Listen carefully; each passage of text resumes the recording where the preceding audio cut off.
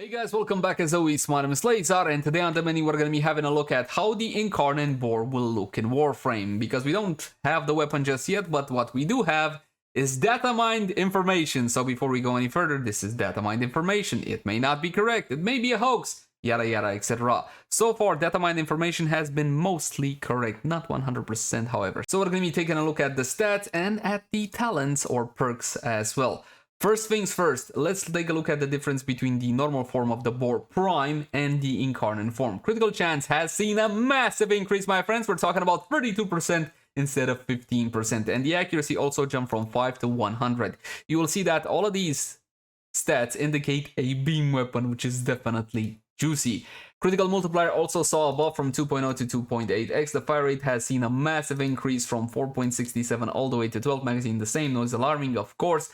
Multi-shot, however, on the Boar Prime you got 8, because by default this weapon fired and still fires 8 pellets, which is absolutely fantastic, and probably it's going to make it easier for us to actually charge the bloody Incarnon form. Reload took a dive at 2 seconds. I don't understand why exactly that is.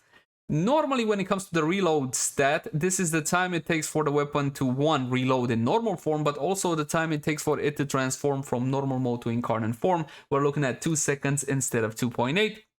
A bit fuzzy on that one. Of course, riven disposition will be the same. Status chance 11.3 versus 60%, but what you gotta bear in mind that again, the boar in its normal form fires 8 pellets by default, so actually the status chance, if you were to think about it, actually took a dive. Still 60% is more than plenty. Now the damage. We had a whole lot of damage before, 320, especially because yes, you will factor in that multi-shot again. Now you're looking only at 10, and that may seem like a massive nerf.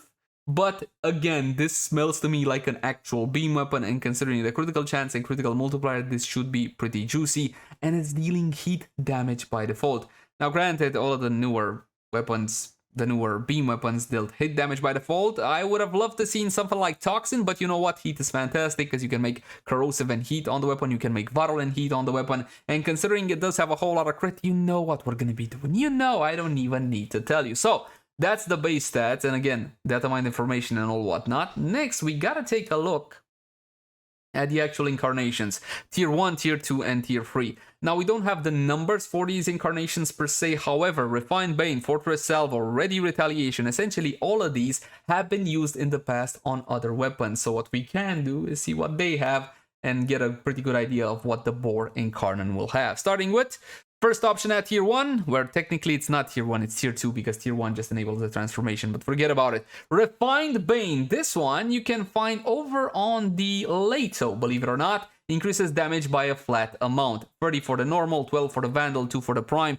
Obviously, you're going to be having two values here, 1 for the normal, 1 for the Prime. As per usual, we're probably going to be evolving the Prime. On reload from empty magazine increases damage again. So there you go. You got flat damage on top of your flat damage. That is Refined Bane. Next up, we're going to be talking about Fortress Salvo. You can find this one on a number of weapons, but we're going to be taking a look at the example over on the Incarnon Soma. Increases damage by an amount with armor over 450. So over an amount, I'm assuming it's going to be the same. You're going to be getting yourself some punch through as well. Damage increase is applied per pellet. Okay, in the case of the Soma, because that one in its Incarnon form transforms into essentially a shotgun, giving Incarnon form a total base damage of whatever. Not important. In our case, we're not going to be seeing such a small amount on the Soma, because again, this is a single beam. I'm expecting to see a damage value of around 20 or something of the sort. With armor for over 450, of course, that limits you a little bit in the sense that what build are you going to be using and what Warframe are you going to be using, but normally you have other options at Tier 1. Ready Retaliation. Now this one you can find over on the Fen mode. On reload from empty, you're looking at reload speed for a set amount of seconds. Now granted, it's not exactly one of the most exciting, let's say, of options, but again, that reload speed means that your weapon transforms faster, which can lead to better uptime, which can lead to better DPS. Next option at Tier 2 is called Mercenary Chamber, and you can find this one over on the Rattan, and not only increases ammo capacity by a set amount. Again, the actual ammo you're getting depends on which version of the weapon you're going to be upgrading. For the Bratton, it gave a massive 675. But of course, this does not affect the Incarnon form, which is why most players didn't go for Mercenary Chamber. Again, not one of the most exciting options. Keep in mind, we're talking about tier 2, which technically is tier 3. That's the usability tree. And speaking about it, last option is called Practice Grip. You can find this one on the Incarnon Furis. You love that one, don't you? You should. It's a fantastic weapon. Increases accuracy. That's it. That's all it does. And again, I know it may not be very exciting, but more damage on your enemies and less in the walls or the ground means more DPS. So there you go. Finally, the juicy talents we're talking about tier 3. The first one is called Elemental Balance, and you can find it over on the Boltor, believe it or not. Increases status chance. That's it. Increases status chance. I know status may not be something that a lot of you care for. You want to see pretty numbers of your screen, so critical chance and critical damage, yeah, and hunter munitions, yeah, but status chance is also fantastic. If you go over 100%, you're going to be getting yourself essentially more status applications from the same damage instance, or better said, you have a chance to, depending on your overall status chance, and this will be a beam weapon. How status chance will work on this one will be pretty juicy. So there you go. Elemental Balance normally just increases the status chance. Next, we're going to go to Critical Parallel. This is the one you want, the one that's interesting, right? Critical chance and critical damage. That's what Critical Parallel does. You can find one on the Latron Incarnon Genesis Adapter, or better said, the Incarnon Latron. Increases critical chance by 30% for the normal Latron, 24 for the Wraith, and 24 for the Prime. Again, the actual values will depend on which version are you upgrading, and it also will be increasing that critical damage. This one is a 2-in-1 special, and again, considering you're going for hunter munitions, this might be the way to go.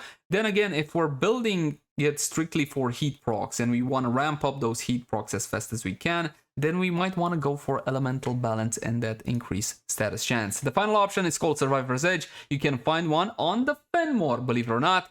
10% critical chance and 10% status chance. Survivor's Edge has always been the balance option between the two. If you're not sure, hey, I don't know if it's better to go for crit, I don't know if it's better to go for status, you simply go for this one. Essentially, it's a compromise between the two. And also this one and these talents in general affect both fire modes, so that is definitely something worth noting. And I do believe, my friends, that is pretty much it. That's all the information I have right now on the Incarnon BOAR, and it's a lot of info.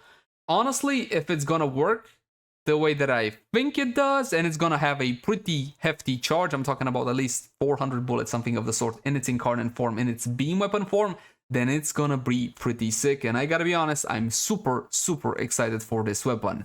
As always, my name is Leyzar. Thank you guys so much for watching. Like, favorite, share, and subscribe only if you enjoy the content. If you got any feedback for me, let me know in the comment section down below. Oh, and don't forget to subscribe to TechSar. It's my brand new tech channel, what I do. But I do basically what I do here, only it's for tech things. Catch you guys in the next one. Bye.